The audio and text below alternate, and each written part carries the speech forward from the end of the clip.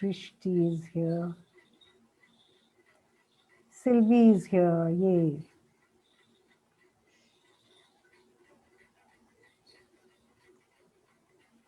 A lot of participants, 40. Sylvie, hi. We had what, 350 registrations, right? Yeah, 3:30, I think. Well, I don't know if everybody will turn up, but still.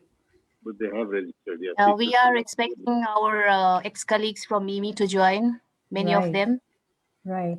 I'm just wondering if any of our the other 6 partners in this program, Geeta, did you get to talk to any of the Bangladeshis? I've sent them the link and several messages, but No, I thought you will be sharing the thing, so I didn't actually. We have a WhatsApp group actually. I didn't use that. Oh, okay. Maybe you could send out a message now, Geeta, saying, I hope some of you are joining the webinar. Yeah, I can do.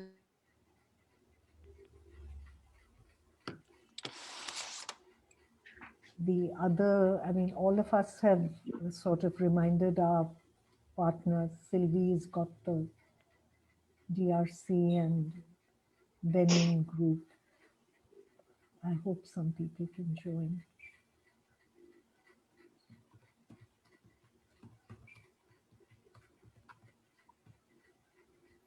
Hey, Survey, I see your mic's unmuted, but we can't hear you in case you're speaking.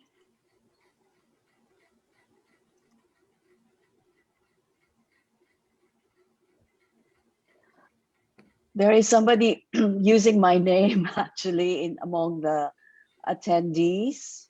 She's in the panel. She's my former colleague from SEI. I just gave hi ha. I just gave her the panel link. Exactly. Okay. Sorry about that. Okay. Yeah, but she's fine. You have a trouble. Hi, Babette. Yeah. So what shall we do? That's fine. No worries. No worries, huh? Yeah. Okay. Good to see you.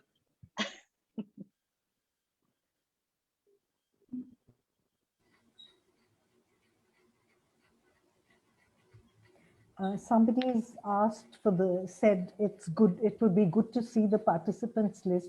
Rachana, if you click on the icon that says participants at the bottom of your screen, if you open that box, you'll see 2 lists. One is the panelists and one is the attendees. So if you keep the attendees list open, you'll see the registrants are not able to see that. It's protected for the registrants, for the registrants' privacy. Okay.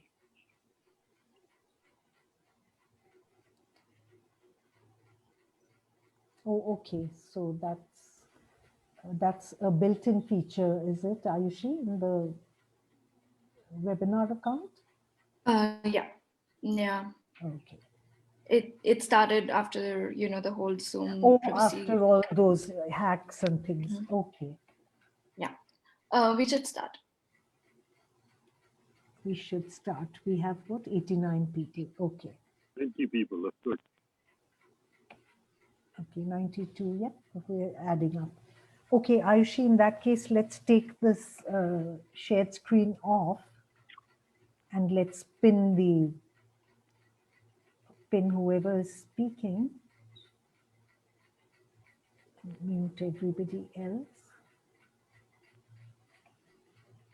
Yeah, great. We've got people joining still, so we'll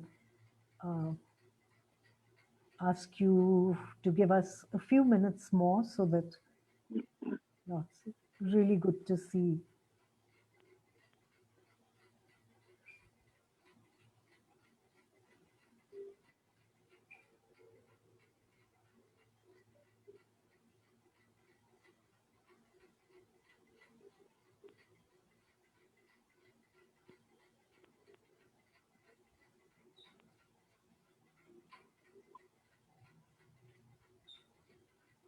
Yeah, several of our gender at work colleagues have also joined, so that's great.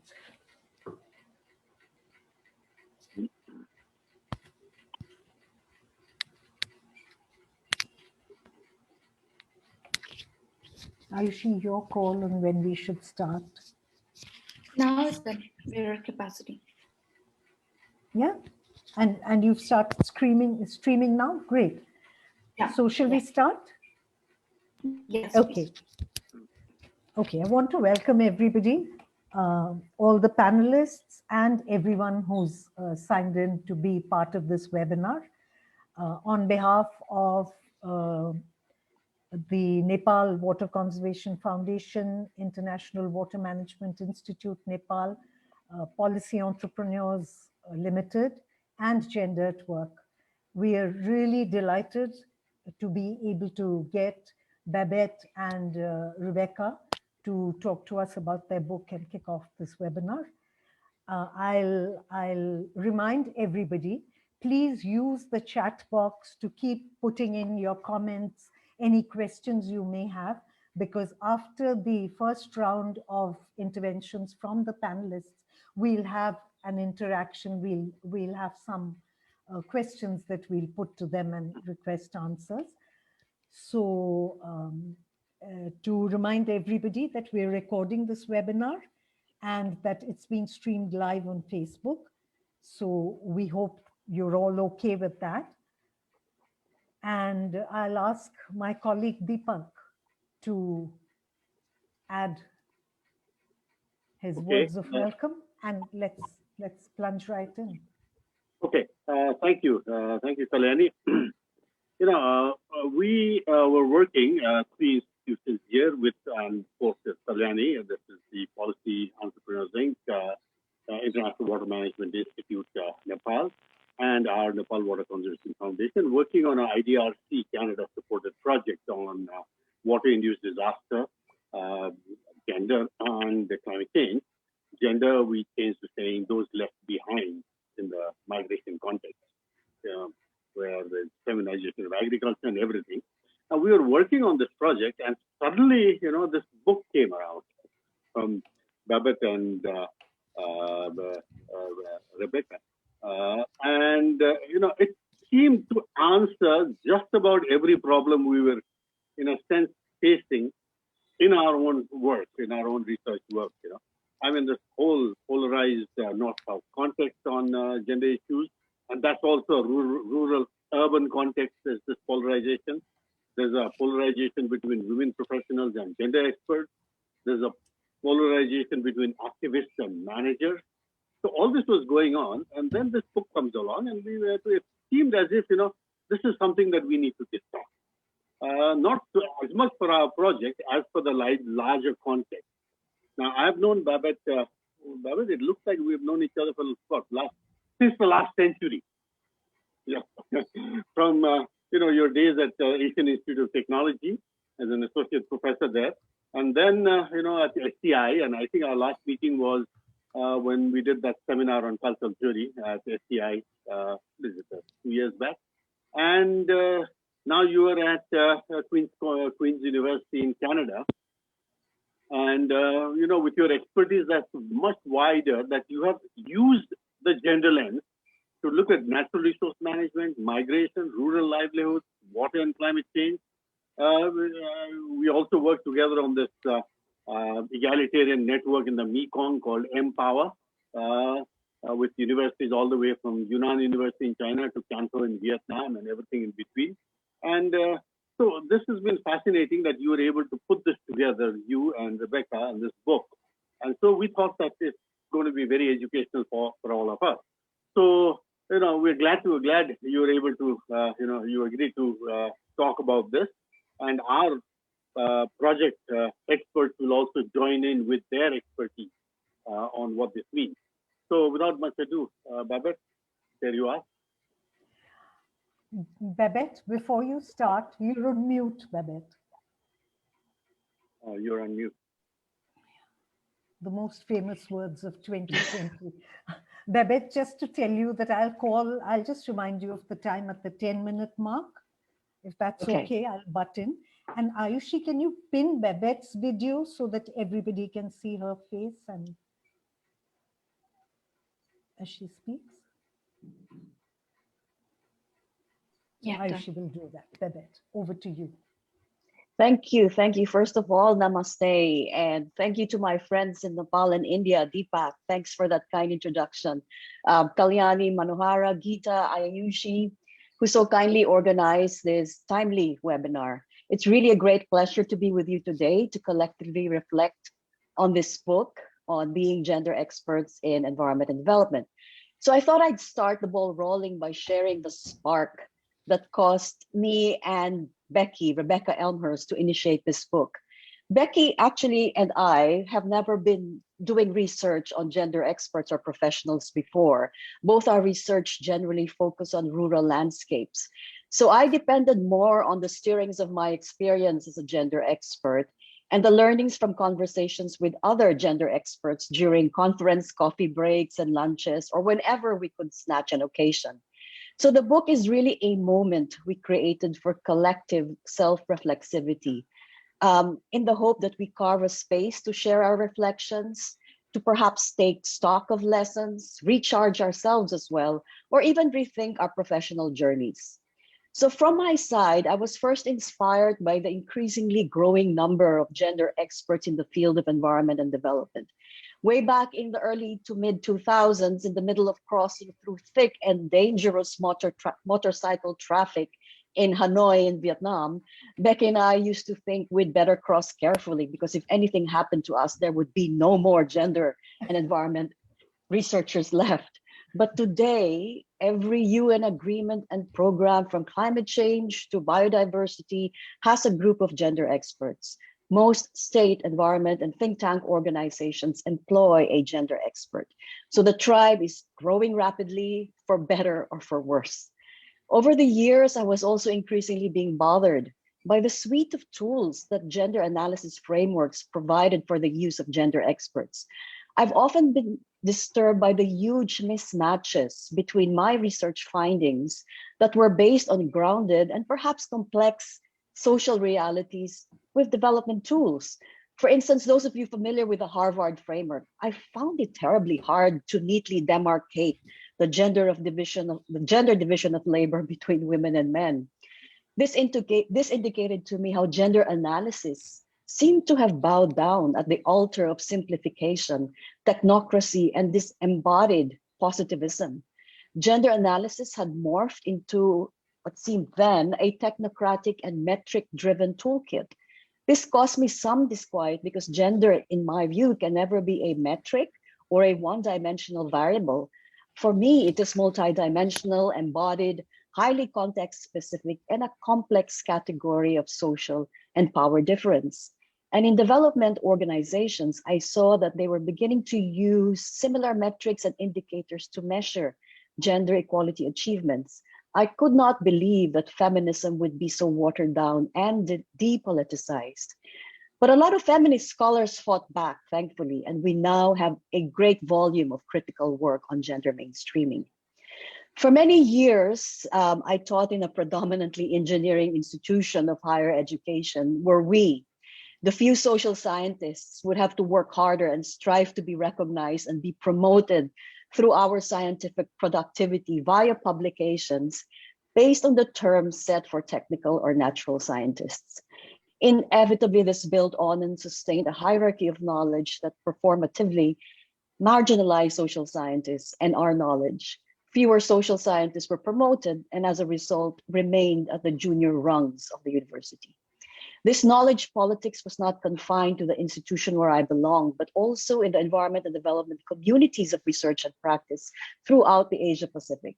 I recall being invited to the peripheries of environment and development projects, water, agriculture, climate change, hardly as a co-driver or an equal in dialogues. In conferences, gender panels were always a sideshow, a token to the technical mainstays, and to please the watchful eyes of donors who want to see gender expert presence. On the other hand, the reverse was also true in many feminist conferences. Feminist environment and development issues and panels were few and could not occupy the activist center stage occupied by violence against women, for instance, sex trafficking, and the like, while all correctly important issues. There was little appreciation for the political, economic, colonial, and cultural drivers that marginalize and extract feminine labor and nature as being the same drivers that ignite violence, deny women their rights, and cause the climate to change and pandemics to surge. Meantime, while working in another science-led organization, I was gratified to see that there was a bit more parity assigned to gender experts together with environment experts.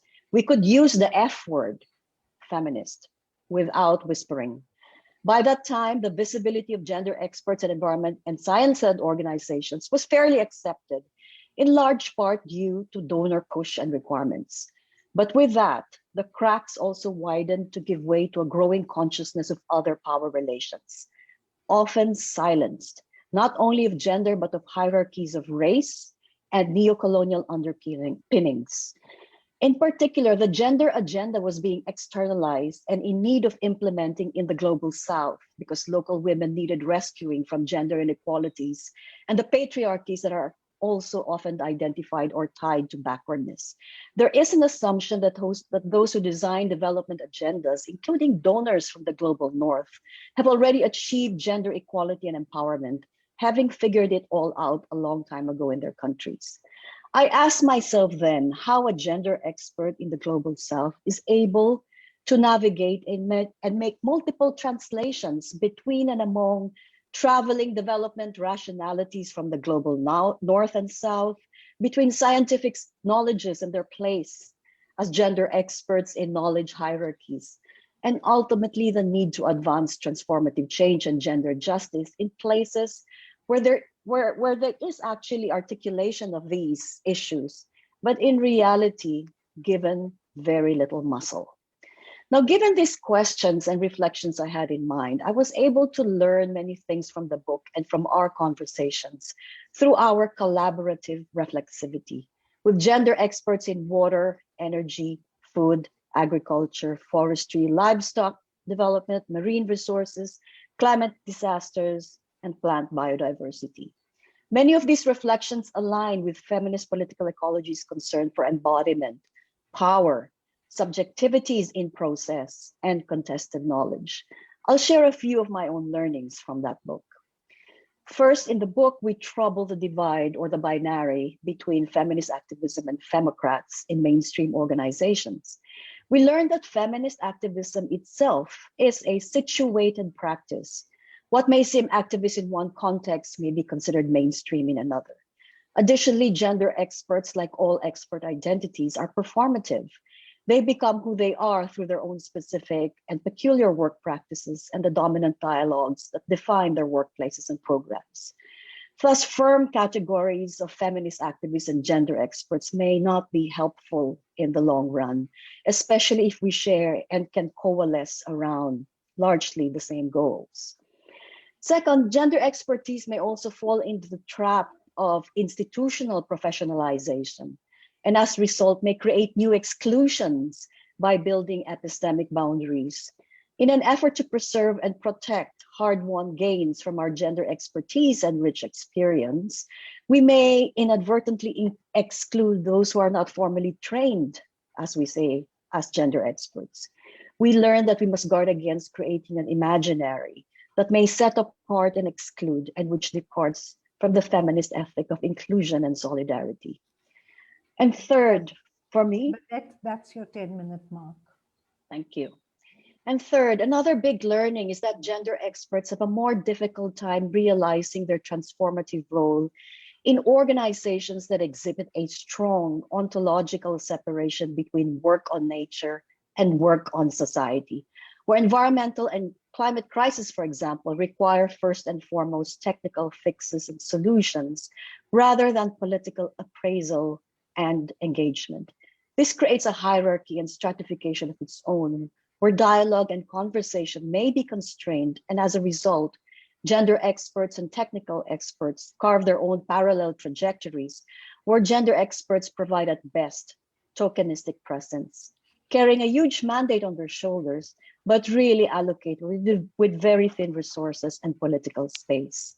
Last, gender experts constantly have to engage with big development discourses, and sometimes they find incongruities between the feminist concern for rights and justice and discourses today that promote women's economic empowerment, tapping women to boost agricultural productivity, or tapping women makes smart economics. Many of these courses basically ask what women can do for economic growth, instead of asking how they can realize justice, voice, and equality in society. However, gender experts are also politically agile and may allow for a few slippages by employing these discourses to steer the boat in their direction, which they use to open up formerly restricted spaces for engagement. I'd like to think that gender experts are often engaged in a creative dance in order to get conversations going along, hopefully, the more politicized agendas of environment and development. In light of these reflections about gender experts, their dilemmas and troubles, I end with something that Professor Melissa Leach, the director of IDS, Institute of Development Studies, wrote in the book's foreword, and which to me continues to inspire. Gender experts highlight how often the best and most useful expertise is also the most negotiated, reflexive, and humble. Gender expertise that is self-aware of its troubles could actually be part of the politics of hope that the world now desperately needs. Thank you so much, Kalyani and Deepak. Babette, thank you. I mean, it's great, particularly because your book was born out of a conversation, a reflective conversation, and you've just started another reflective conversation based on that book. So it's that lovely repeating pattern thing. Thanks a lot. And I want to call now on Dr. Manohara Karka, our friend Manohara. I think you know, she's very special for me because she's one of the few people whose personal journeys really bridges these two worlds of feminist activism and femocrat within an international development organization. So she brings a unique sort of binocular vision to her reading of your book. And I'll invite Manohara to share her, you know, the highlights of her journey. And Manohara, I'll give you a reminder 10 minutes. Thank you very much, Kalyani, for the introduction. Am I audible? Absolutely, yes. Okay. So, hi everyone, warm greetings from Nepal. I'm indeed honored to reflect on my 3 decades experience and embodied knowledge of doing gender and inclusive development practices in the environment and development sector in Nepal and in the Himalayan region. Although it was very tough life, it was very interesting journey for me to learn experience on traveling gender and adapt some strategies when negotiating with policymaker, bureaucrats, researcher, practitioner community to make my voice as a grassroots forestry development staff, as a gender focal point, program coordinator, natural resource manager, gender advisor, social science researcher, and senior manager in the current job. So I enjoy reading the book edited by Bernard and Becky very much because some of the narrative reflections presented in the book also resonate my own experience when working gender issue of natural resource management and development. So I'll share my experience 4 dimensions of troublesome when working on gender in the environment and development sector. My views are very personal. So first, I will start with my own experience of proving women forester to be how women forester or women professional has to prove themselves when they started career as any profession. The second one is I really wanted to share my experience persuading people in power and colleagues that gender mainstreaming, gender concept, why it mattered, not only as a science, it is also science. It matters at all levels, science and policy and development. Third point, I want to share my experience traveling gender from knowledge power dynamics, where negotiation with the natural social scientists to convince them gender is also science. So final point, I'll just highlight some of the systemic barriers that also hinder the women professionals when they take up the leadership position. So first, proving myself as a women professional, I started my career as a forestry professor. I was able to learn about feminist principle, gender issue when starting career as a forester in the late 1980s, right after undergrad education. So I was only one forester out of many men colleagues in the organization. It took me 1 year to convince my senior from admin, finance, technical, and my line manager that I can also do forestry job when I'm provided opportunity. So forestry development was to organize community for forest management activity. It includes silviculture, plantation, nursery. It's really people-centric forestry activity. At that time, aid support us also, aid support for participatory forestry development was also just taking momentum. So I learned from that profession about gender issue of forestry, everyday forestry practices. My colleague, forester, male colleague, used to talk about plantation crops, species, survival rate, but I was interested talking about people. So right holder of forest resources, supporting forest user to assess forest without administrative and technical hurdle, engage women in a forest management activity. So I first time hired a women nursery head. She brilliantly did her work as a nursery manager. So this is my first experience of working on forestry with the gender experiences. So second is that what are the troubles to pursue negotiating people in power and colleague when gender mainstreaming, gender concept matter. I was just trying to say that based on my position as a forestry development officer or gender focal person or gender social influence species, allowed to be sometimes myself as confused because who do I work for? Which lens do I use when analyzing development issue in the environment sector? So for me, gender issue, what I learned is the gender issue is not a women issue. It's very contextual. Gender equality is about understanding power issue where we are designing strategy to address power issue that deny women and marginal groups to participate in benefit from intervention we are part of, recognizing their agency, their embedded knowledge, experience in development planning of forestry or environment sector.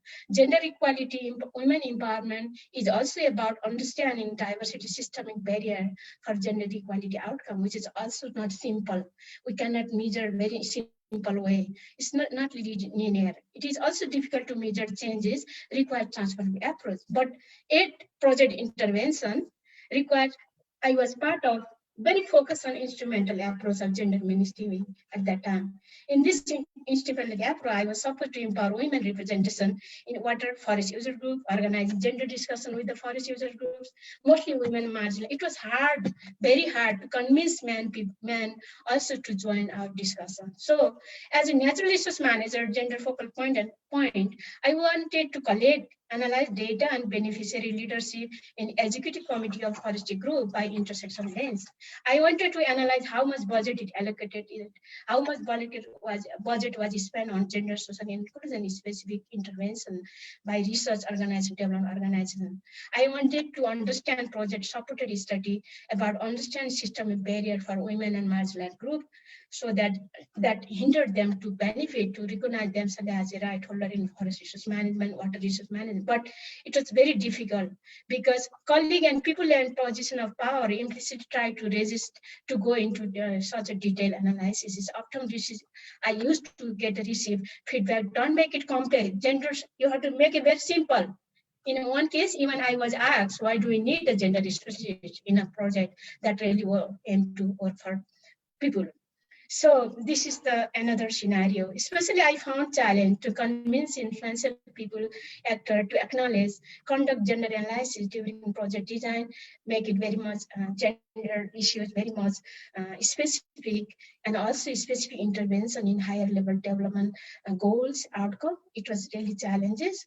Our work as a feminist or inclusive development staff had to end up ultimately with the binary number of men and women, forget about intersectionality of beneficiary, and also indicator that really measure the transformative change. This is the learning. What I learned from this exercise engagement is that people in power take the feminist approach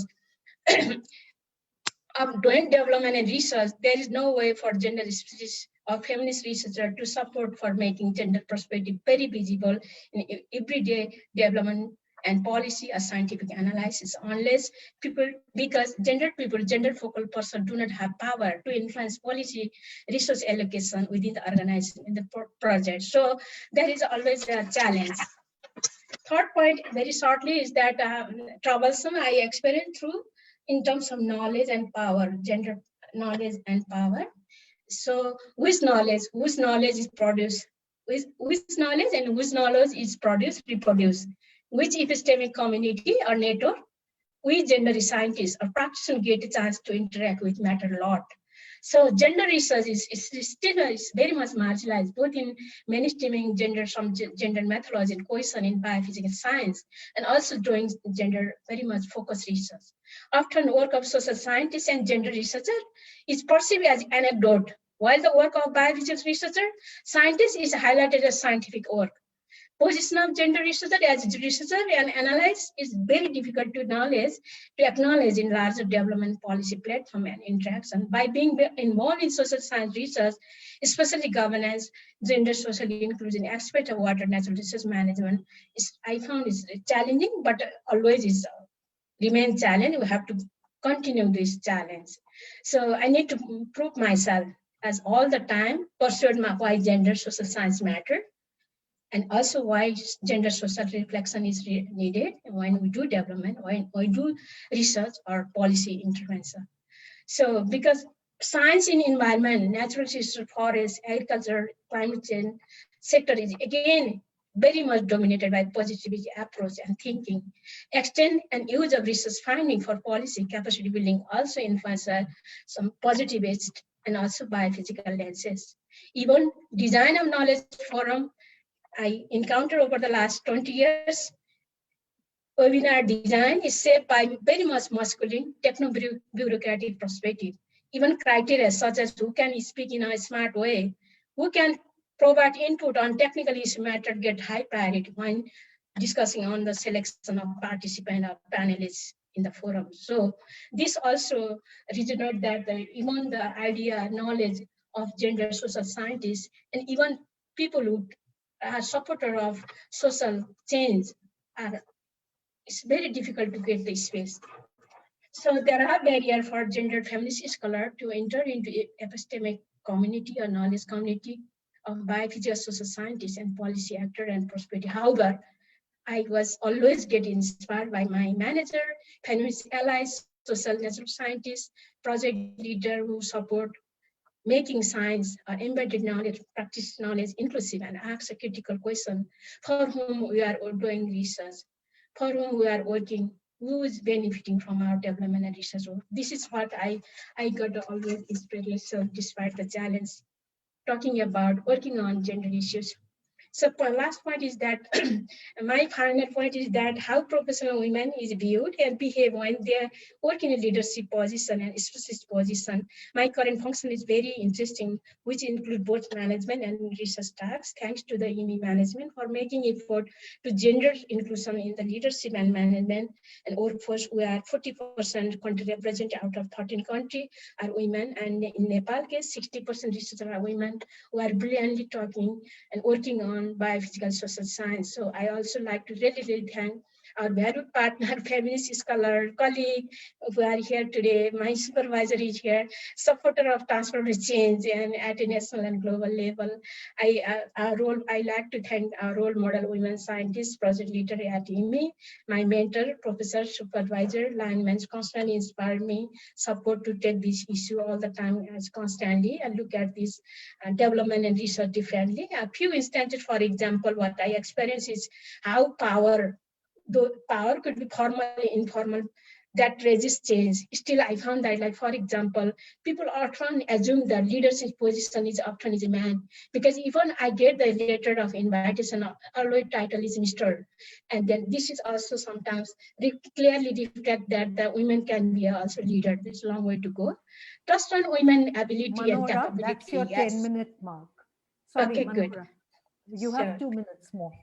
Okay, you sure. Have 2 minutes more. Yeah, I experienced myself, trust on women, credibility, capability, and mandate they receive as a manager, specialist, or senior leaders. So professional, especially men, professional advantage group also try to undermine women agency style of leadership, which is completely different the style of man professional. So especially when you are approached by individual, we exercise power formally, informally through the language, positionality, network, gender and other identity, and by those who hardly acknowledge, act on gender equality, empowerment of women, marginalized group in every society, although they loudly talk about gender. So I see that implicit resistance is there. Domination, controlling women attitude is there. So it is also a challenge for us. So conclude working as a women professional with a different role, different hat over the journey, long journey, including as a practitioner of feminist principle, inclusive development. I learned that tension is always there when it comes to gender equality, social inclusive development outcome. So we continue to reflect on, get inspired by role model, transformative change-oriented person, supporter of change at a scale, informing gender discourses, knowledge system in the Environment and Development Act sector. Thank you so much. Thank you very much for listening me. Thank you so much, Manohara. I think the way that your experience kind of is a specific demonstration of the points that Babette raised. Thanks a lot. And it's my pleasure now to introduce my friends and colleagues, Geeta, Meena, and Sanju. They are part of the core group, the gender core group for the IDRC project that Deepak mentioned. And they've been the hands-on people in trying to integrate a gender responsive approach into this project using feminist methodology. So they've been experimenting with feminist methodology as a way to open gender questions within this project and make it a more responsive space. So Meena, Geeta, and Sanju, I believe you're sharing the time, 4 minutes each, and I'll remind each of you at the 3-minute mark.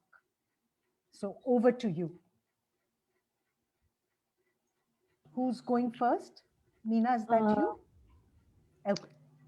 That's all right. Hello, Geeta and Sanjuji, can I start first or would you like to go? Yes, please go ahead. Okay. Okay, thanks. Thanks, Kalyani. I'm really honored to be a part of this webinar. So this was kind of a big reflection for me. Being not a gender person, thinking of gender, and then working like doing gender throughout my life, I'll be focusing on my own experience, what I have learned and what I have experienced in while working as a forester and have moved to disaster sector now. So within the environment sector, I started my career as a forestry facilitator in 1997 in an NGO when I did my undergrad. And then the first task was forming a user group, forest user group, including women, ensuring women's participation. That was my first instant when I learned how to do gender or how to start doing gender without knowing about theories and then terminologies and other things about gender. So I started being a gender as a practitioner. I worked in several years like that. And then I had the opportunity to work in several projects, including direct funded defeat projects as a team lead, project leader, as a project coordinator, as a independent consultant and as a research coordinator now for IDRC. I work as a research coordinator, but I'm not a gender, I have never worked as a gender specialist, but within the project, I had been allocated a task to ensure gender. So that's always the project component has gender, and I'm always there to ensure that component within the project, though I'm not entitled to do that. So that's how I'm working, and I really enjoyed doing social science. And in 2000, in the year 2000, I did my first sociology degree, in which I did my thesis for assessing gender differences between men and women in forestry. That was my first instance where I took academic path for learning gender. And after that, I moved again in my career. And then after 10 years, I did my PhD in social science, but it doesn't focus that much on gender. So that way I learned gender. And then now also I'm doing gender while reflecting 20 years of my career. I feel that in environment sector, it has moved far away, as Manohara already reflected in our experience. I won't reflect that. I also went along those some of those experiences, like proving myself as a women forester, being a woman, how I do my work well, that sort of things. After that, now I see in the environment sector, there are a lot of policies, good guidelines, good frameworks. Every institution has a gender focals, and then there is gender inclusion, and then every project has to include gender to be a successful project. So that's seen everywhere now within NGOs, and then even in the government. But still, I think gender mainstreaming is, though it's all there, but I think environment sector still lags behind in terms of engaging in gender agenda. Meena, that's your 3-minute mark. Yeah, I felt that gender is, yeah, okay. That's your 3-minute mark, so you have 1 minute. Okay, I'll just wrap up. In gender is perceived as a women's agenda, and that task is allocated to one of the technocrat women like me, who doesn't actually know how to do gender, and then you have to learn. That's a good opportunity for us to learn and do gender, but sometimes it may undermine the principles and the intricacies of the how you mainstream gender within your project within a given time frame. And gender experts who come from outside beyond technocratic fields, they are seen as external entities, and then they are hardly recognized, hardly acknowledged, and then it's hard for them to penetrate within the program. And people like us who are technocrats and who want to do gender, they also had that hard time, though they can build up a common sense, they share a common ground, so that makes easier. So that's how I do gender. That's kind of feminist politics within environment sector. That's my reflection. And then my experience somehow relates to chapter 1, resonates with chapter 1 of the book. And I think we need to include men as one of the key gender carriers in near future. It keeps the gender agenda as a siloed women's agenda. So it needs to move along with the man as well. So that's all from me. Thank you very much, Meena. Thank you. And who are you handing the mic to? Geeta, yeah, Sonju. Geeta, over to you, and I'll remind you at 3 minutes. Yes, thank you. Thanks, Kalyani, and thanks everyone for joining us. My name is Geeta Shrestha, and I work with the International Water Management Institute, and I do research on the gender and social justice issues. To share very briefly, I am feeling very privileged to be part of this discussion, and I feel that more of such platforms should be created, particularly for people who are working in the issue and shouldering the responsibility of doing the right to the historical wrongs, single-handedly and without any support, without any mentorship. Of course, this kind of spaces should be safe and without any backlashes. That's very important. I think most of the issues has already been discussed by my colleagues, which of course is very well expressed in the book also, and which resonates with my own experiences also. There could be subtle differences because of my social identity and positionality, of course. I would like to start with the question of how do I identify with the tag of gender expert, which is the core of the book, I guess, you know. As it has been expressed by many gender experts in the book, to be very honest, I avoid the tag of gender expert, and there are two reasons for that.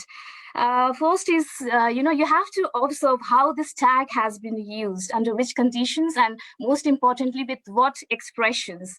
Gender tag is used synonymously as gender police, you know, and it's used in a very not in a very respectful and positive way as it is used for other positions like engineers or economists, you know. It's used in a very derogatory way for a person who is trying to talk perhaps, you know, like issue of tertiary importance in a field where water infrastructure, water productivity matters more, right? And second, I don't like this tag also because I think this is very, very difficult job. A single person is awarded with this responsibility single-handedly without any position and power to change this long established patriarchal mindset, unequal power relations, and gendered practices. You know, we all know that there is no ready-made solutions, you know, and to deal with these long established discriminatory issues requires extensive expertise, extensive experiences, and self-reflective expertise, actually, you know. And being a woman, I guess, is not enough, right? Gender expert should raise the issue where are women. It's the responsibility of the gender expert. Even if the whole project is based on gender, even if there are men who are leading the gender project, it is the responsibility of the woman to question, you know, where are women? And this question, where are women, is a usual question these days, you know. Which woman is the most uncomfortable question which people don't ask? Even if they ask, they are not heard, right? So this tag, the gender expert, and the laughter afterwards, you know, it's very scary. And you get a desire to step back. Okay, I don't want this position, right? So for me, you know, I see gender everywhere, but gender is nowhere. You know, there are gender experts in all the projects to mainstream gender thing, and there are ongoing gender efforts, you know, to achieve the gender equality goal. But yet we don't see any change, any transformation in unequal gender relations. You know, Geeta, gender expertise. Geeta, that's your 3-minute mark. Okay, 1 minute more, that's fine. Okay, so you know, gender expertise and knowledge is accepted only for the ticking requirements, you know. For example, you present a rosy picture after the completion of the project, but you need gender during the project formulation to bid the project proposals, to win the project proposal. Then you need gender expert and gender thing, right? Challenges are not discussed, right? But having said that, I'm not pessimistic. I am optimistic because I know new waves are emerging. There are reflective practices, and this GAL thing is one of the examples. I know there are other reflective sessions organized by Dr. Sam from University of Edinburgh. And recently I attended a waves regional network by Rectoff, you know, in the forestry sectors. Those are really praiseworthy. But my main concern is the pace of these movements are very slow and limited to gender experts. Again, carrying the risks of, you know, reproducing the narrative that gender should be done only by the gender people, and overwhelming them with the huge responsibility of dealing with unequal power relations, you know. So yeah, that's my only concern. And I think the movement should shift beyond gender experts. It should include other, you know, like experts.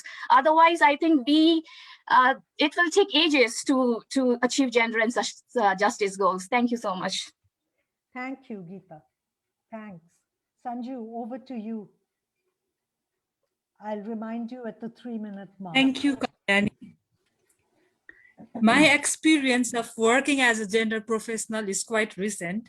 I have started working as a gender professional since last 3 years, and when I got this opportunity, I was very excited, given that I was attempting to build my career as a gender specialist in energy sector. Today, here I am speaking based on my experience and would like to highlight the challenges a gender professional who have just begun the career in this sector face.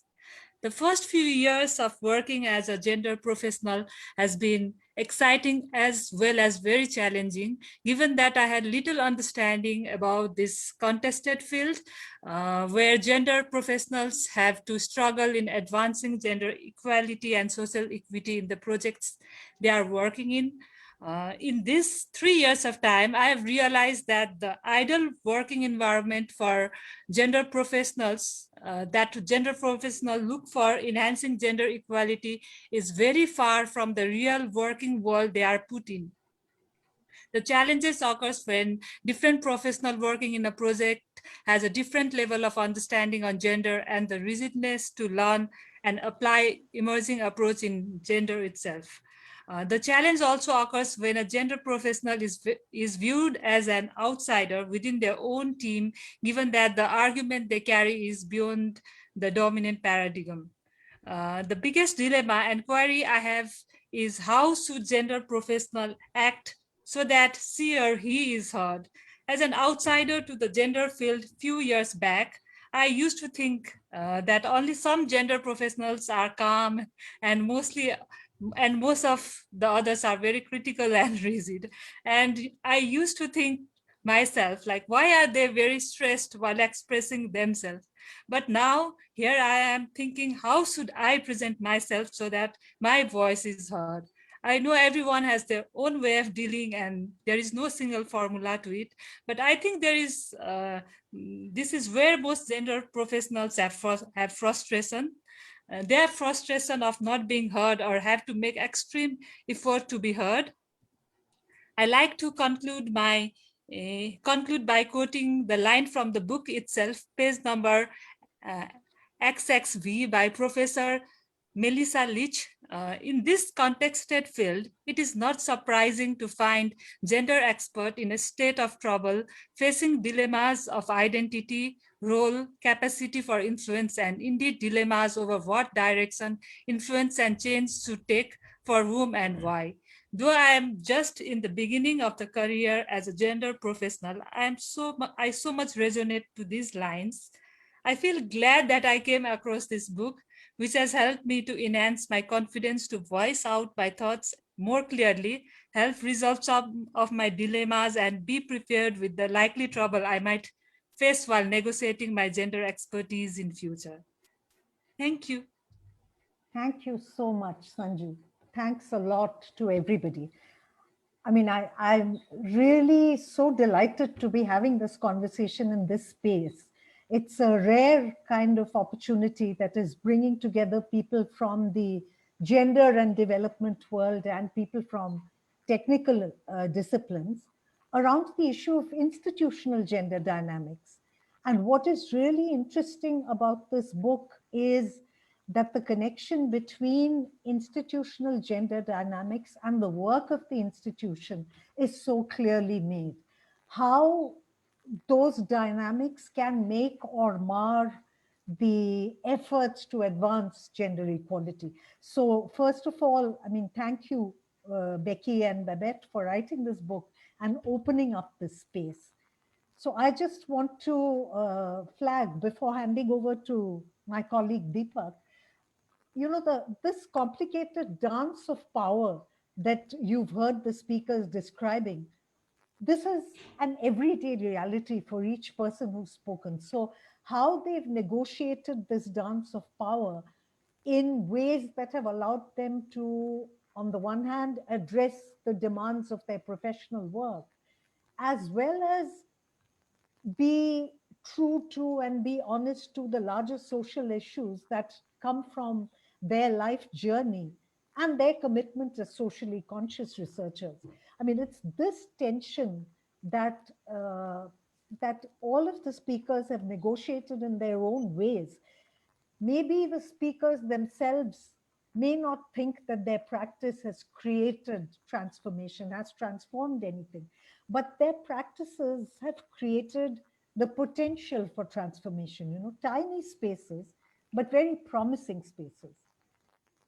For me, I mean, as a scientist by training and a feminist by conviction and action, I am particularly aware, I'm very sort of sharply aware of the ways in which hard science has its own strategies to retain this kind of commanding position in the hierarchy of disciplines.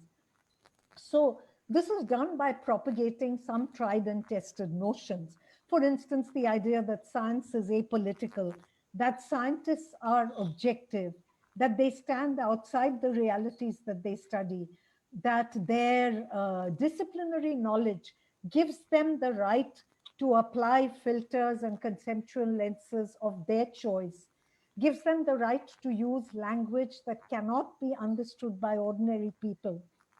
So before opening this conversation, I just want to point out that these are examples of patriarchal power in action, but that doesn't mean that only men use this power. Deepak as an engineer and I as a biochemist were both trained and empowered to behave like this, to step into this power as a scientist. In fact, my career as a scientist really depended on fitting into this mold. And when I tried to break the mold, the establishment labeled me as a renegade and squeezed me out, really. So listening to Babette, it strikes me that actually a conversation between Deepak and me and a comparison of our very different journeys, the very different sources of power that we have mobilized as disciplinary renegades, particularly, and then the power and powerlessness that we've experienced in our careers would be fascinating. But let me hand over to Deepak for his thoughts. And then what we're going to do is try and pull out some questions and pose them to our panelists. So reminding everybody again, please post your questions in the chat box. Yeah, Deepak, thank you, over Kalani. to you. Yeah, thank you. What is really fascinating? I mean, this has been a very rich set of presentations by people who have actually walked through the bed of nails. Okay, either as gender experts or professional people who've had to walk through. And what strikes me, the fundamental message that strikes me right now, which we might pick up on the discussion and also in the chat box, I'm brutally summarizing what I'm seeing there, is that, development of any type is political. Okay. And again, development as practiced has a very sordid history of depoliticizing development or any other aspect of it, okay? Of sanitizing the politics, you might say. And what is the politics of development? It's about justice. It's about fairness, okay? And when you don't have development that is just and fair, it's not development, it's maldevelopment, okay? But development has acquired that holy, sort of aura that you question development and suddenly you are labeled anti-developmental and even worse, sometimes anti-national, okay? And that's how it goes. But what has been really fascinating to me is that the gender lens or the feminist approach is one of those few tools now available. There are very few tools. And in every endeavor of the past, take integrated water resource management, IWRM, or take MDGs and now SDGs, there's this constant effort to sanitize it of the politics, which means relegating the issues of justice and fairness to the margins, and to get on with the more technical things, the more cement contracts in my own field, okay, hydropower, to the exclusion of who's getting benefits from a development of electricity and so on, okay. Now, what this again points to me is that, why is it, that this one tool that is more or less acceptable, I mean, bringing in justice, there are other tools which are highly political. We can start an insurgency, I guess, but then again, the state comes down very heavily. This is one area where the state has to engage and cannot come down with brute force, okay? But the funny thing here is it is being marginalized by tokenism. And this is really, really serious to me. So there have been questions here also in the chat box, which I am noticing that how do you, use this lens to bring back issues of justice and fairness, and how do you fight back this marginalization through tokenism? Okay? So this is a very, very, very critical issue that seems to, I'm just brutally summarizing. Now I'm sure people will have lots of questions. So I think, Kalyani, I'm going to sort of hand it back to you and Arushi to see how we, get the discussions going, and then we may jump in with particular people to come in and speak. You're mute.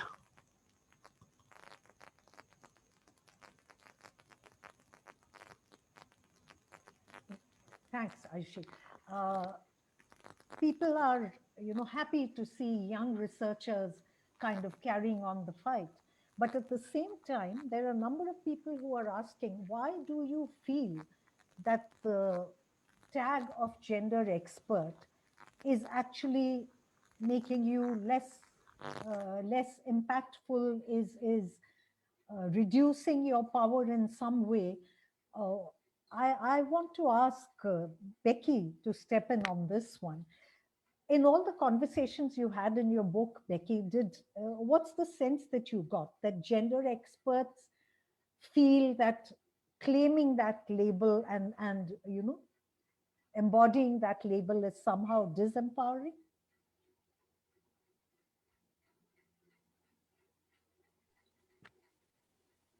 Yeah, many people spoke of this in the book, and we learned a lot from people's different experiences. And actually what was really interesting in listening to the presentations just now is how they chart quite similar journeys to those of the people that we spoke to and conversed with in the book, in that many had come in perhaps not from a social science background, not from any sort of specific gender training. So in a way, the frustration with the sort of disempowerment of gender was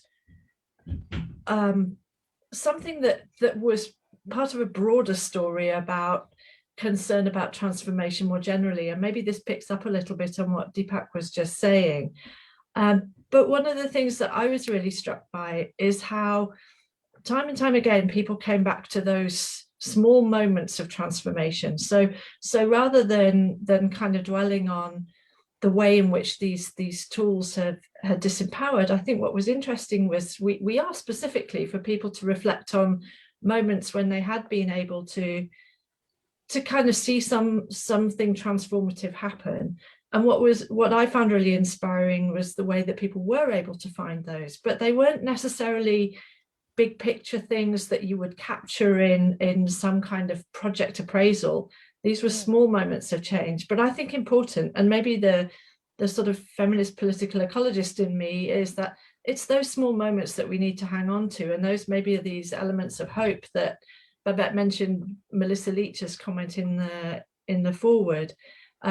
So how to kind of build those small moments into something with real momentum is maybe where spaces like this are important, and spaces where we can reflect together. And I think that's really important. A couple of people have mentioned that about how the kind of value of having time like this, and how we might create more times like this where that kind of, I guess, nudging those small moments into becoming bigger moments might take place. Yeah. Thanks so much, Becky. Thank you for that. It's I've just been thinking, looking at some of the comments in the chat box also, just thinking that if there ever was a moment to blur disciplinary boundaries and not just blur them, to throw them off the map, this is that moment when really you see how the economic crisis, the crisis of democracy, and the environmental crisis, that actually frame this time, how they're all connected, how they're coming together, and how no single discipline can address it. So in that context, it becomes even more critical for an issue like gender equality, which in a sense is the glue between all of the disciplines, to still be considered as an outlier. So I want to put this question to Manohara, as the head of an international institution now, Manohara, do you feel that you have the power to connect, to reject these disciplinary boundaries and to bring people together in cross-disciplinary conversations? Do you feel that power?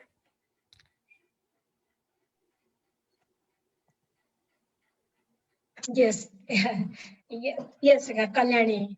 Yeah, as a country representative, my role is also on engaging on research in water resource management from a social science perspective. Myself, I'm trained on that, but we have very much a good team of biophysical and social science team in Nepal office and globally also. So I see a lot of potential opportunity to connect different discipline into for a common agenda on looking at common agenda of water, let us say climate change issues on water. So there are a lot of scientists globally also in other countries.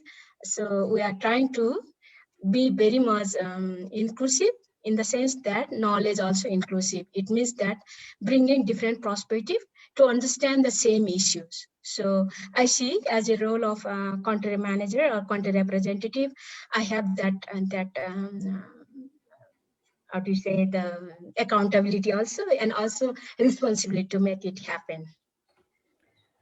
Thanks so much, Manohara.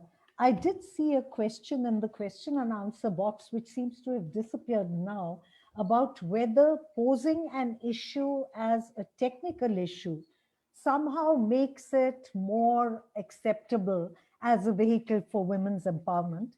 But I'll just hold on to that for a minute, because I see my colleague Mikal Friedman in the audience, and we were talking just before this webinar. She is just gearing up to start working with the Science Council of Africa on this whole challenge of making technical and scientific education more responsive to the gender equality imperative. So I want to ask Mikal what questions she is taking into this new endeavor. Thanks, Kalyani. I've got a lot of questions here, but I think the one that I'm grappling with the most is, well, there's many, but one of them is this way in which we link the, challenging the patriarchal binary of valuing the head and the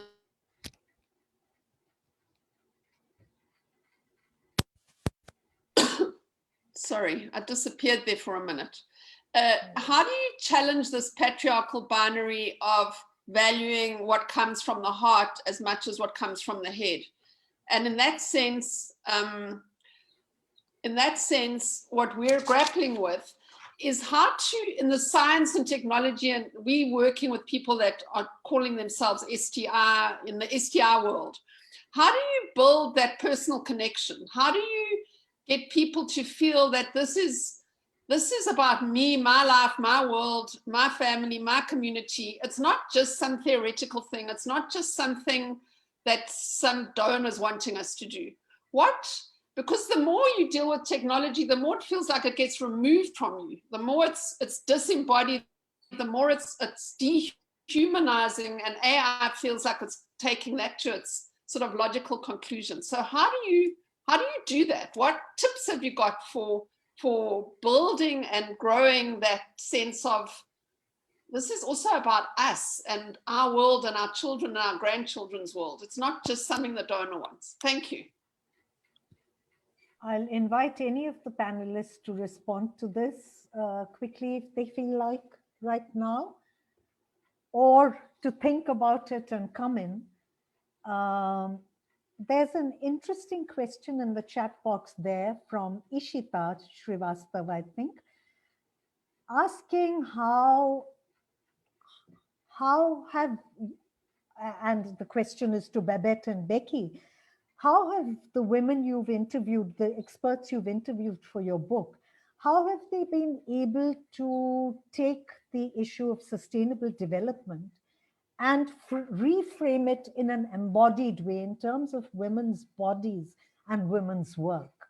So would you have responses to that? And our Nepal research team as well, if you would like to respond to this, please just put up a hand and I'll give you time.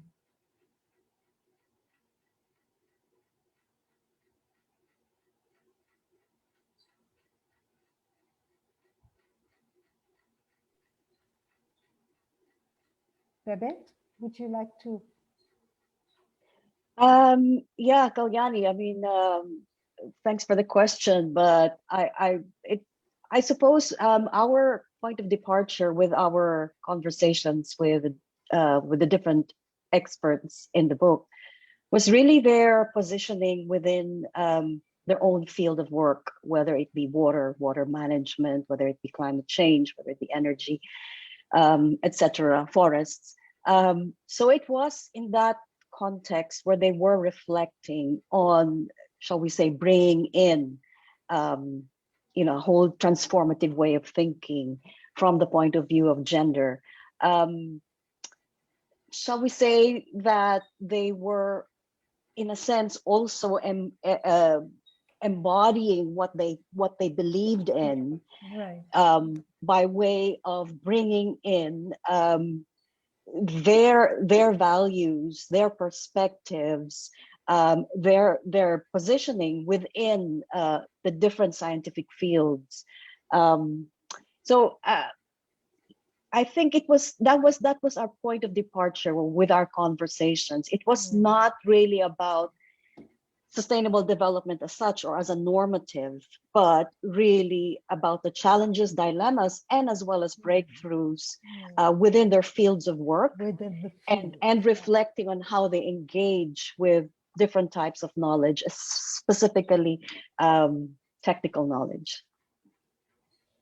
I don't know if Becky would like to add to that.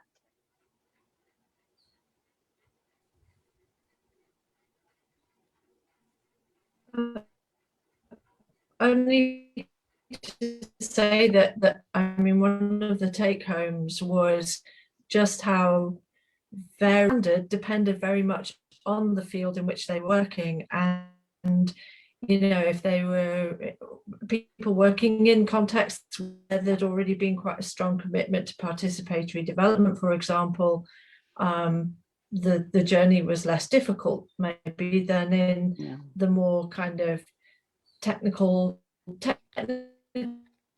where it was about contracts for cement or as Deepak said. So there was that, but that wasn't I think as You're breaking, Becky. Yeah. And you've gone on mute now, so maybe you want to switch on your mic and switch off your video, Becky. We'll be able to hear you better, perhaps. Looks like a bandwidth issue there. Sorry, I think I pretty well finished my point. So, but it was So, we can continue. I don't want to take more time. So I want to bounce this question back to the research team from Nepal also. I mean, would any of you like to talk about a moment when the women who were your research subjects actually became living, breathing bodies rather than data points? Was there a moment like that? And Deepak, please feel free to jump in as well, because you're as much part of the research team and the core team. Srishti is also here, I guess, and if Srishti could, she is interested. Srishti, welcome. If you'd like to jump in here. Is there some moment that stands out for you?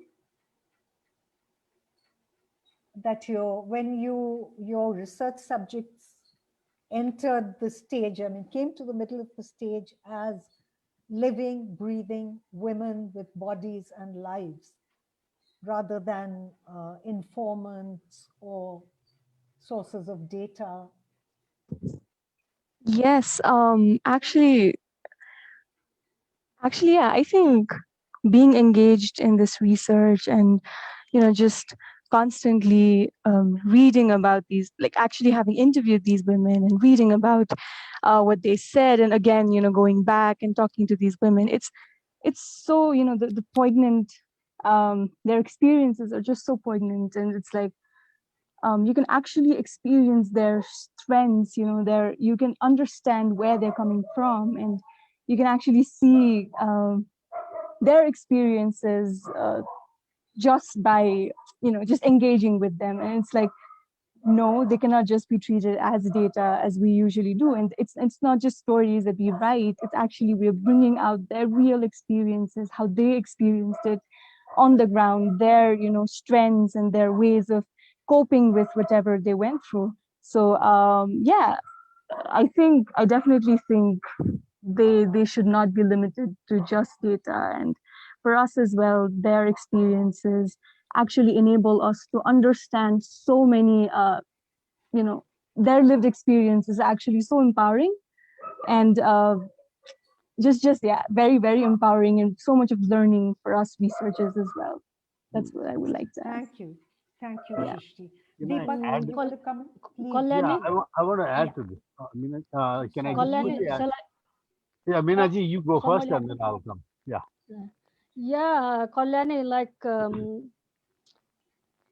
yeah, like from a researcher's point of view, we could call it like data points, but when you actually landing in the field and then you start interacting with that, like several slots of interaction with you go with the people. And when we talk, like our theme was how to what extent they were vulnerable, what they experienced, and then how they coped with that. So we went through their journey, so we captured their journey, so it's a part of their life they have lived. So they are not data points for us. That's a kind of experience that they took us into their life, and then we had an opportunity to go through that along with them when they shared their experience, past experience, and the experience they went through now during the COVID. So that's not simply data points. That's all like being a researcher. We were connected. I was at least connected with them, and then they had several like issues that needed to be solved, and we had to connect to local government and talk to them. That sort of things went on in there. So it's not simply data point when we think of the whole transitions of the data collection in the field. Yeah. Thank you. Yeah, can I let me? Yeah, this question is very interesting. If I see him in the attendee list, maybe I can ask him to talk about it. This is Jean William Lebrand, whose PhD thesis on masculinity in irrigation in Nepal is being published by Himal Books, I guess, within a month now. Okay. I was asked to write a forward. And he has got a very interesting, in one of the chapters in the issue, where he invited the irrigation engineers who were women in the Department of Irrigation in Nepal to a kind of a focus group discussion or whatever. He didn't expect many to attend, but practically everyone attended. And he was quite surprised. And he said, well, how did you come to attend this? I invited you. I didn't expect all of you to come. This thing about something being real. Okay. And they said, well, we came because your letter did not call us lady engineers. And that was very telling that, this expression here of lady engineer, lady scientist, is another one of those marginalizing, politically marginalizing things. Yeah, I see Jan William.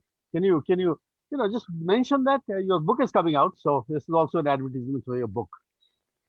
Yes, thank you, Deepak. Yes, my book is coming out, so I will make some, some promotion. That's called Whiteness in Engineering, Tracing Technology, Masculinity and Race in Nepal's Development.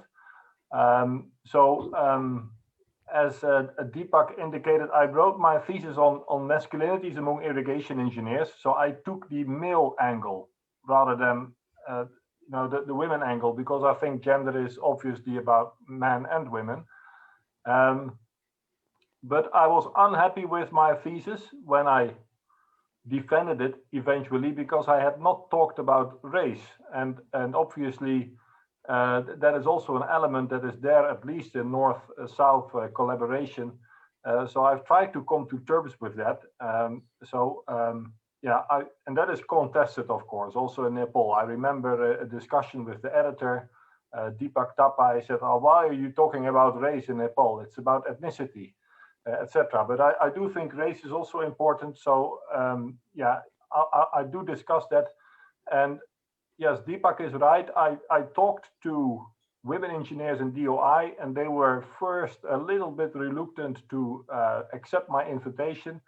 But because I had addressed them as their engineer, they actually came, all of them, and they quite frankly talked about you know, their position and the difficulties that they experienced on a daily basis in doing their job.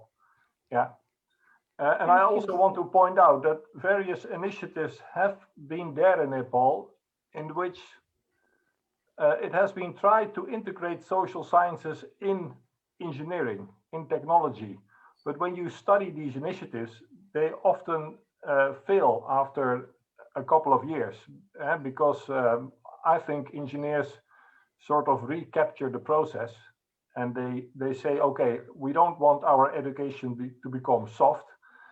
We want it to remain technical, and then they cut out the social sciences, including gender. And to be, well, honest, I'm not so sure how to tackle that problem. Yeah, but thank you for giving me this opportunity, Deepak. Thank you. Thank you, Jan Willem. So I'm looking at the time, and I want to hand over to Becky now. Becky, please let us hear your reflection on this whole conversation that we've just had.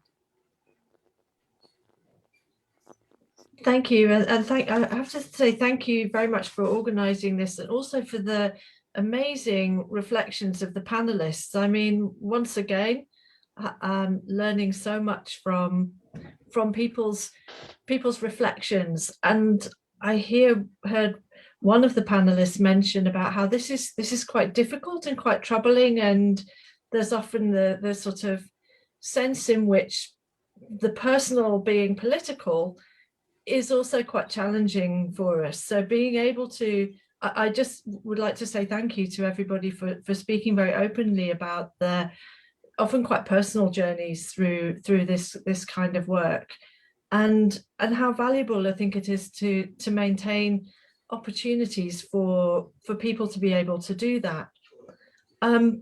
One of the things that I've been really struck with from what everybody has been saying is how these journeys, there's so much commonality, but also for the importance of sort of recognizing power relations even within that process of reflection. You know, in some instances that process of reflection, reflexivity is more challenging, or being able to be open about your reflections can put people in difficult situations, whereas for others it might be easier. And this can depend on so many things. It could be, you know, career position, or where you are within an organization, what kind of solidarities you have in and around your sort of working space. And so in a sense, I think one of the things that I learned from this discussion is just how important those kinds of solidarities are, however they manifest. And that might be online in this kind of context, or it might be in a workplace situation. And it's certainly around crossing those boundaries. But also it can come from quite unexpected places. So it might be that going to the field with some of those technical engineers or whoever might be the moment where, you know, in the sort of spaces in between the actual work is where some of these moments of solidarity manifest themselves. And it's about really being able to kind of capture those and work from that basis. One thing I was really curious about, and maybe there might be some time for some more questions about this, is, and I think it was a point that was made, that's been made by a number of people in different ways in the questions in the chat, was about some of the different kinds of boundary crossings and things that we haven't really spoken about here, but I think are burning questions that perhaps underpin a lot of what we're doing here when we're talking about gender expertise, is about transformation of what and for whom, and those questions that trouble us all the time, and where we were able to have those kinds of conversations. And one thing that I think we perhaps need to continue to kind of, I guess, think about, and particularly working in a development context, is the sort of politics of coloniality that's wrapped up in gender expertise, and how that, and I'm speaking here very consciously as a British white woman, you know, implicit in that coloniality itself. But this is maybe one of the things that gender expertise has quite a difficult relationship with, and where, particularly where it's been built, where sort of development organizations have kind of built their gender work around a very universalized gender knowledge. How do we destabilize that in our work, and how are you people working in this kind of field feeling sufficiently empowered to be able to do that? So on the one hand, you're claiming that space as a gender expert, but at the same time troubling that expertise as you go. And to my mind, that's one of the biggest challenges, and why this feels so messy and troubling. And so being able to have honest conversations about that, and being able to find points of solidarity where those kinds of conversations can take place, where it's possible to make mistakes, where it's okay to kind of reflect on those mistakes, I think is really important. And particularly in my experience, having worked in contexts where there's this really clear differentiation drawn between international staff and local staff, and where gender experts sit within that dynamic, I think those are some of the areas that I think are where some of the sort of politics of gender expertise becomes particularly tense, and where perhaps there's some sorts of potentials for talking ourselves into corners, which is why I think the kind of opportunities for us to have these kinds of conversations are so important and gratifying. And I'd just like to, I don't want to take any more time, because I'm sure there's other things that people would like to say, but on the question of technical knowledges, and the point that was made around what to do with how to sort of humanize technological knowledge. I mean, I think these are burning questions that have been around for a long time, but one of the things that I think came through from some of the contributions was the way in which, when you field-based or embodied learning, experiential learning, was the point where some of these kind of tensions between technical knowledge and expertise and the human realm broke down, where people were able to see for themselves and experience for themselves the communities that they were working in. And a couple of the chapters in the book talk about this, and I hear this a little bit from some of the points being made by the panelists today. But these are, you know, we don't have the answers for this. It continues to be troubling, and I think what we need to do perhaps is just to think of ways in which we can continue to foster this reflexivity that's relational, communal, that's kind of done together, rather than individualized and part of a kind of performance management, or even in a very sort of narrow way that reflexivity itself can end up being neoliberalized. Let's push against that and keep it as a form of feminist practice, where we can really continue to challenge ourselves, because I don't think these issues are going to go away, and it's more a case of I guess staying with the trouble and continuing to trouble that gender expertise in all its manifestations. But thank you so much for everybody for continuing our learning journey together on this. It's been really interesting for me. Fantastic panel, great work.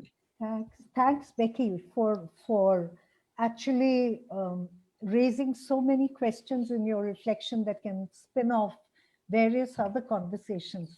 But I particularly value what you said at the end. And I think if I were to think about this, I mean, that moment of embodied practice actually comes from the practice of collective reflection. I mean, that really is the moment where at least for me, it's in your body. It is embodied learning and it's embodied practice. So I think that in itself is a boundary crossing moment. It's the moment where you recognize that your discipline is what you are and what you are doing and what you're creating. So it would be wonderful to talk about feminist practice and how that can be integrated in the form of feminist methodology into research practice, good research practice. But I just want to tell everybody that we're keeping this call open for a while more if people are interested in continuing the conversation, even though we're nearly at the closing mark. So what I'd suggest, if everyone is okay with it, is for Deepak to do that formal closing. And then those of us who want to stay on and are able to stay on and talk for a little more could do that. So Deepak, over to you. Okay, thank you. I think, well, we're all agreed this was quite enriching for all of us, very enriching set of discussions. But I think, Becky, your last point was exactly what we are all having to take back, which is this issue is not going to go away. And we have a long set of battles ahead for what the rest of the 21st century, if I'm to say so. And these days, I'm more interested in working on what I call the philosophy of science and the sociology of technology.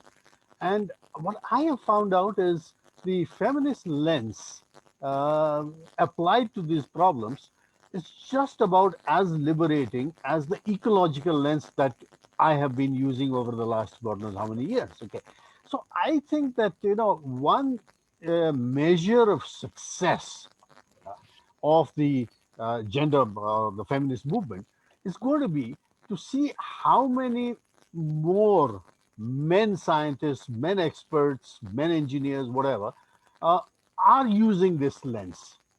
Just as many of us, men and women, started using the ecological lens to interrogate development, the more men start using this, it should not be. In fact, I sometimes argue that there should be a moratorium placed on women doing gender. It should be all left to men to do that now for a change. But be that as it may. So I think this issue is going to go forward, and we'll have to look out to see that there are more men who are prepared to use this lens to interrogate development. So I think on behalf of all our organizations, all four of us, 3 in Nepal, 1 in Delhi, let me thank all of you. Very interesting thing. And I think as Kalyani said, Kalyani, over to you. I think we can, those of us who are still interested, I think another 10 minutes or so to ask some very interesting questions, copy the links that have been sent. You want to, because once you log out, I think it disappears. So some of us may just want to copy paste some of those very interesting links and information about upcoming conference and things like that. So Kalyani, over to you. Good idea. Thanks, Deepak. So let's make this now open floor and open mic. So anybody who would like to comment or ask a question or whatever, Babette and Becky, I hope you can stay on with us for at least 10 minutes more. And whoever would like to ask a question, just put your hand up in the participant box. Ayushi will unmute you and bring you onto the screen. And the floor is yours. I just request that we all keep our questions brief so that we get as many people as possible. We hear their voices.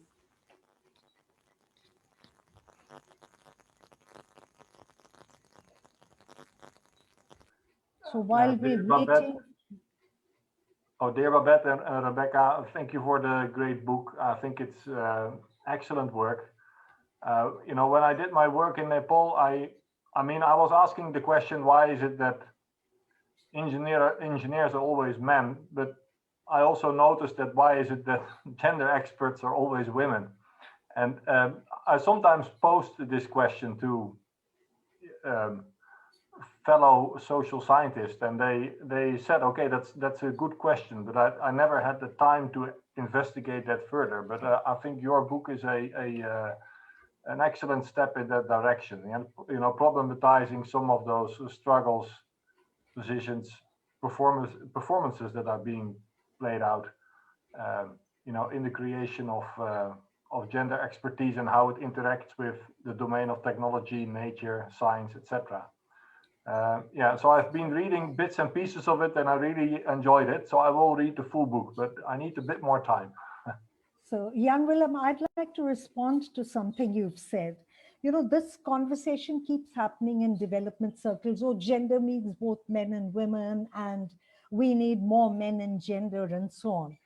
I'm saying at this time, this conversation needs to shift into a space where we're talking about authenticity and representation as well. So I'm not questioning it from a disciplinary boundary. Of course, women can be in a disciplinary sense engineers, and men can be gender experts. That's different. But I'm questioning why, when we are so alive to the need for the presence of, let's say, people with disabilities in conversations around disability, why we are not equally alive to the need for the presence of female bodies in conversations about issues of female subordination or empowerment or equality. So I'm just saying that that's another example for me on how a disciplinary lens boxes the conversation into a false binary. So it's just like our notion of gender as a binary between men and women, where we, the rest of all our conversations recognize that gender is a whole sort of spectrum. But when it comes to development, it's still women, men, and if we are very generous, then a box for others. So I'm saying that's another space where we really have to apply our feminist practice to contest this. So just to queer the pitch a little bit on your comment. Anybody else, please just come in with a comment.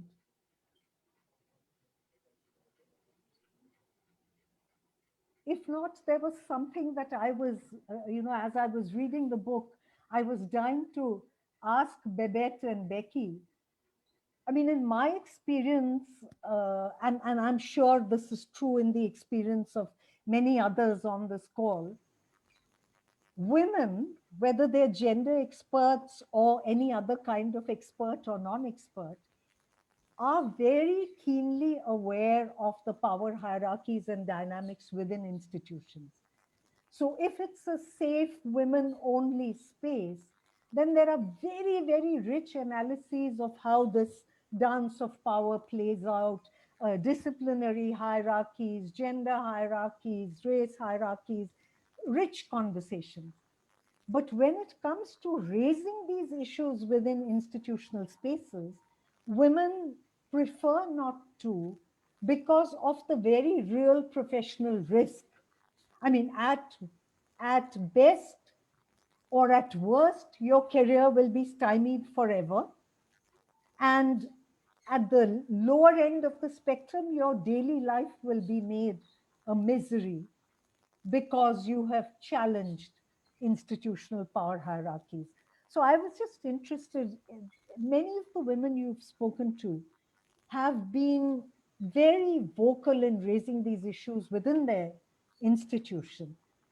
Did any of them talk about the career consequences that they might have faced and how they dealt with those?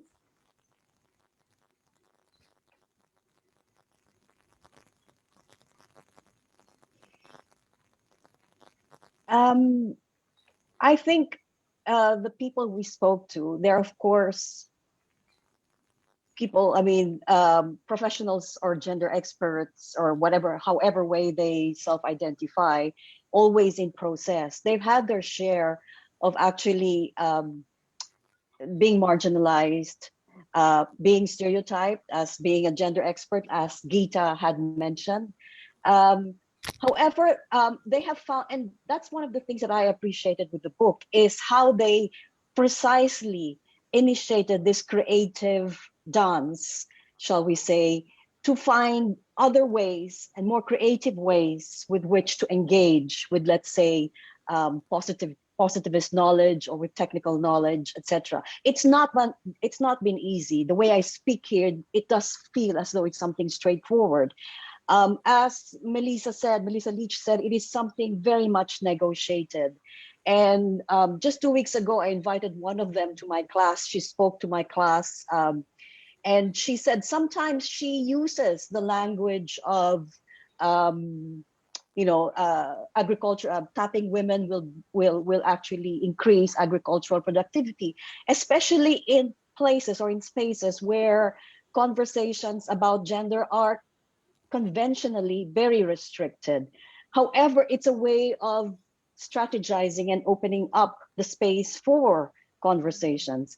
So it's not a process that's okay. They're they find themselves in a leadership position. They find themselves able to raise these issues in such spaces, but it takes a while. It takes a whole process. It takes a lot of reflection and strategizing. And of course, as Becky also mentioned, sort of linking arms with others who are like-minded. And they don't have to be feminist experts either. Like, for instance, I look back on our work on water, for instance, with Deepak in the Mekong region. I mean, I heard from him, an engineer, tell us, why is it that engineers have this insatiable thirst to pour cement on water, coming from an engineer questioning that very task, that mandate?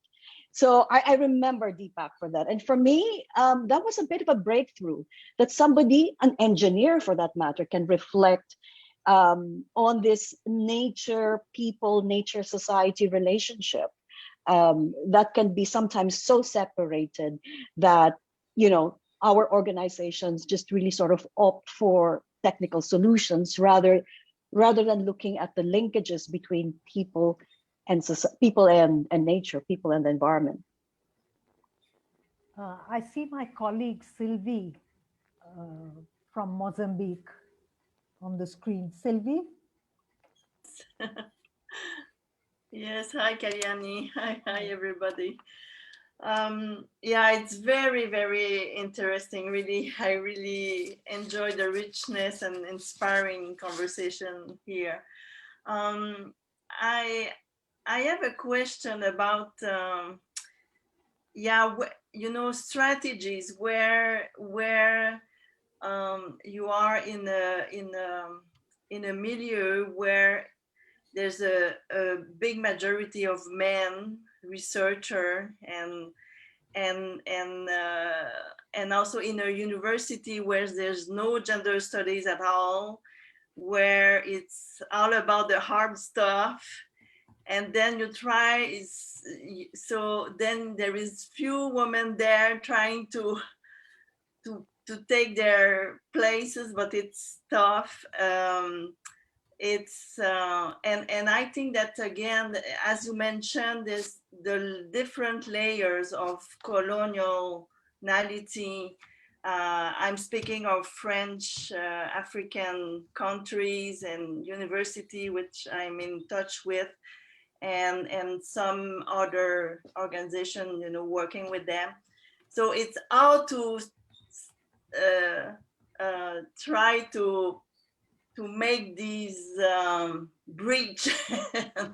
And I'm really thinking highly here, how then can some women in this milieu with maybe some men allies can make some bridge.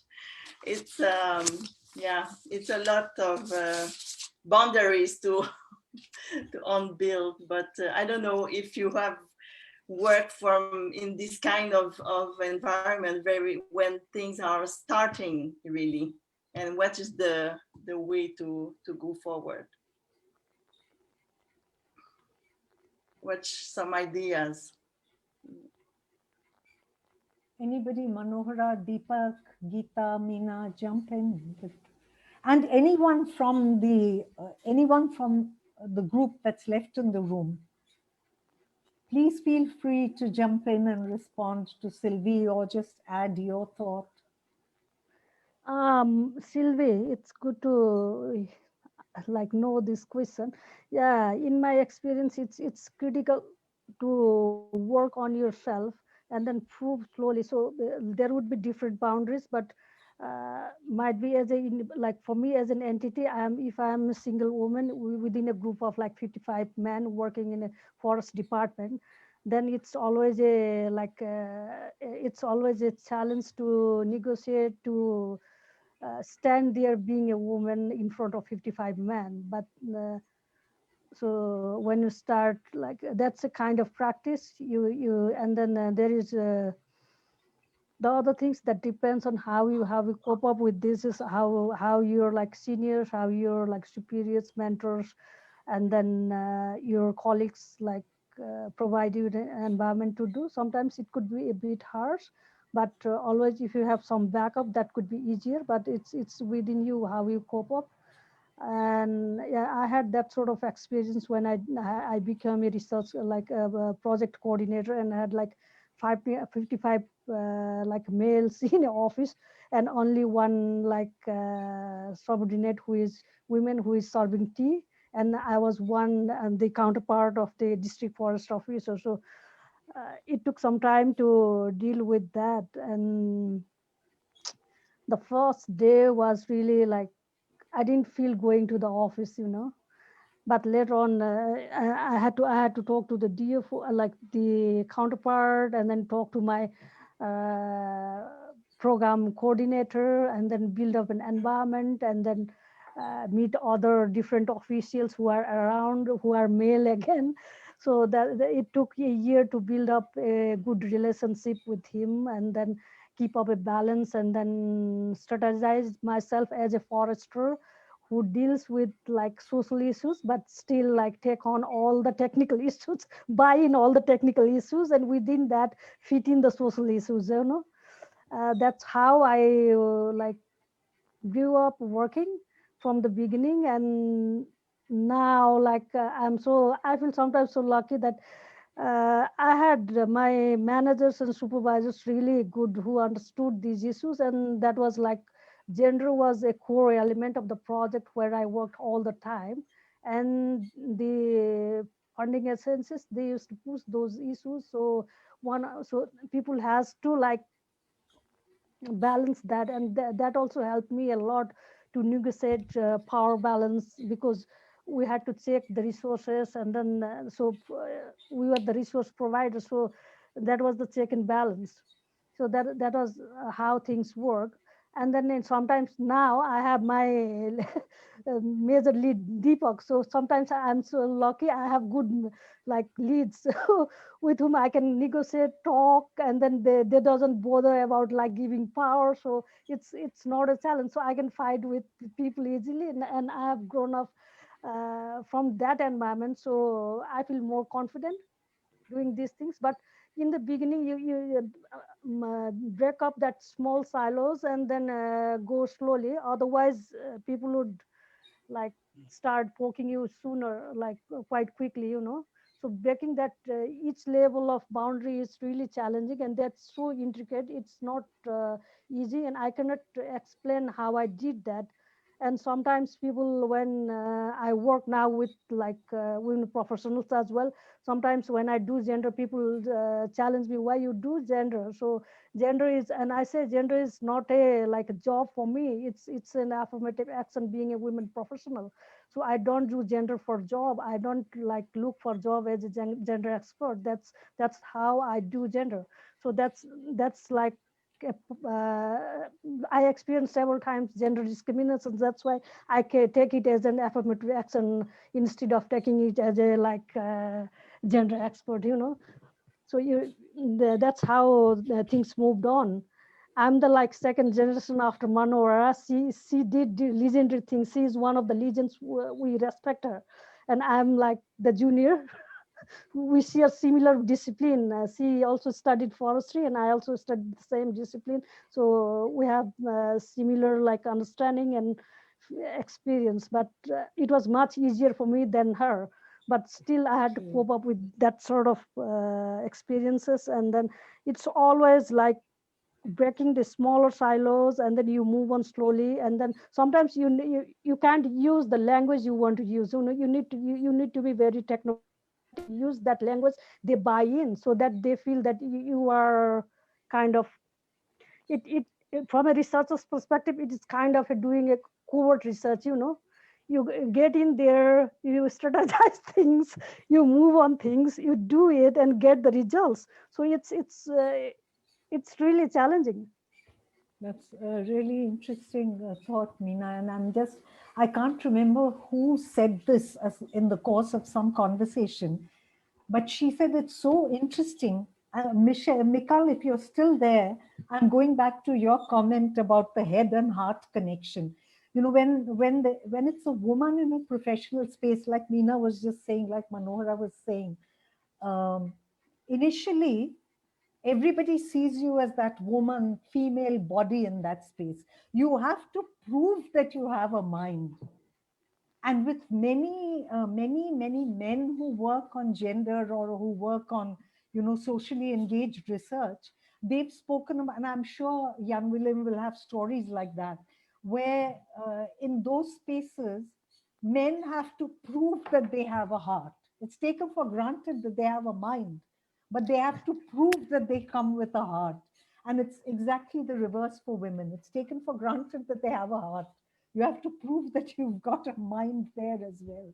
So I was just thinking that your personal experience, if we were to unpack it and reframe it in terms of practice, it's a great, or Jan Willem's experience or Deepak's, it would be a great compilation of how you draw practice from experience, practice principles from lived experience. So many fantastic conversations we could have to follow up on this. Well, I just want to say thank you, Babette and Becky, for writing this book and for putting it out there. Thank you for making it open access. I can't thank you enough for that. It's gone to so many people who would never have been able to buy it or even the Kindle version. It's hideously expensive. So thanks for that.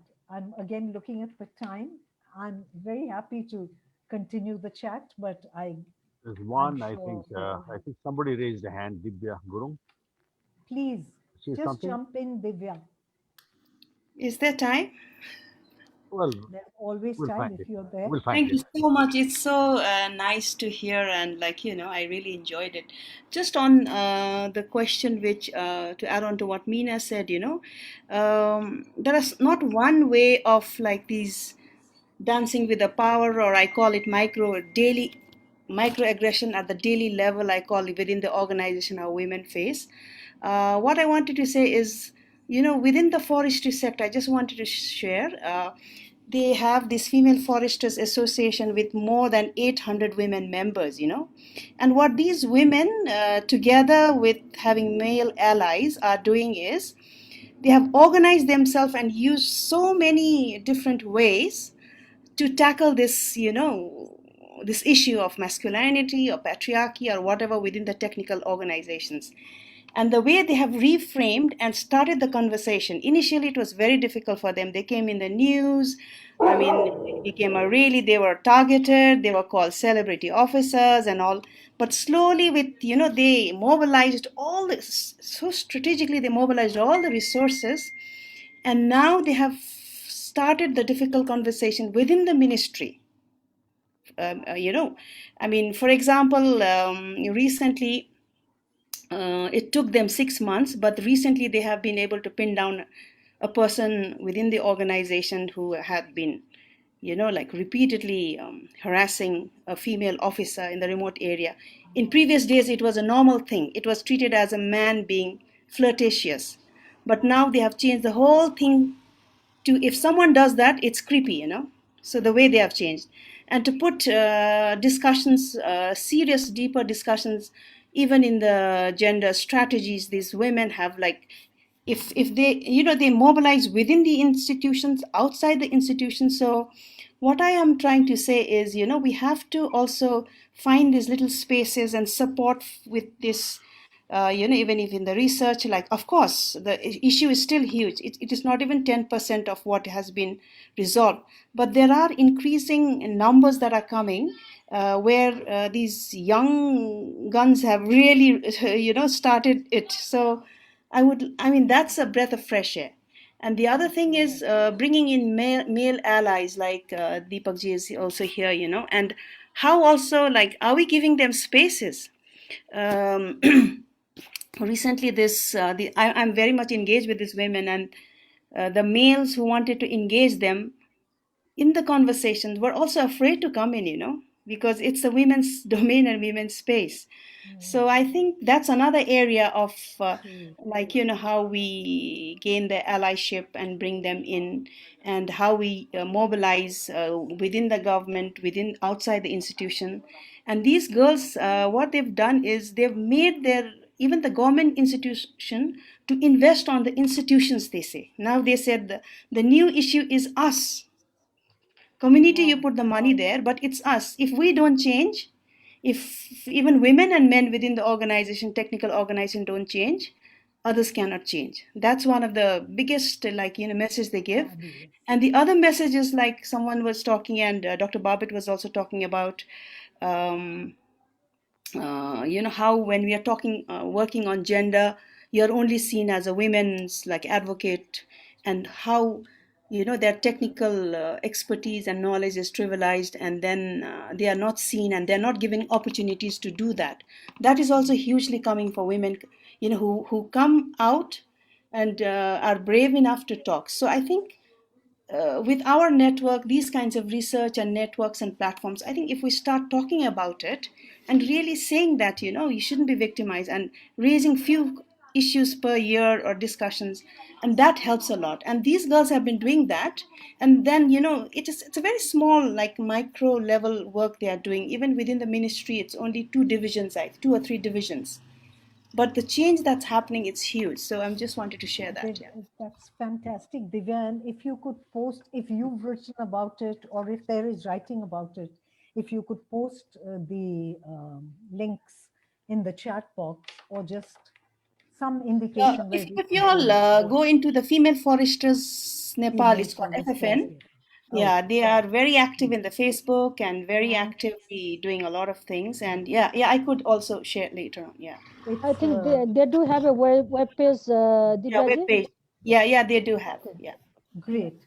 I mean, this is a great high on which to end this conversation. Thank you very, very much. I mean, I think this last, Sylvie, your question really sparked a lovely sort of blooming of another side alley of this conversation. So thank you again to everybody. Babette, Becky, thanks so much. And thanks to Manohara, Geeta, Meena, and I think we've lost Sanju at some point. Yeah, who feel now, after 2 years of working together, I mean, they feel like part of our community, really. So thank you again and again to everyone. Thanks. Thank you. Thank you, Ayushi, and everybody who joined in. Thanks, everybody. It was great. It was a privilege.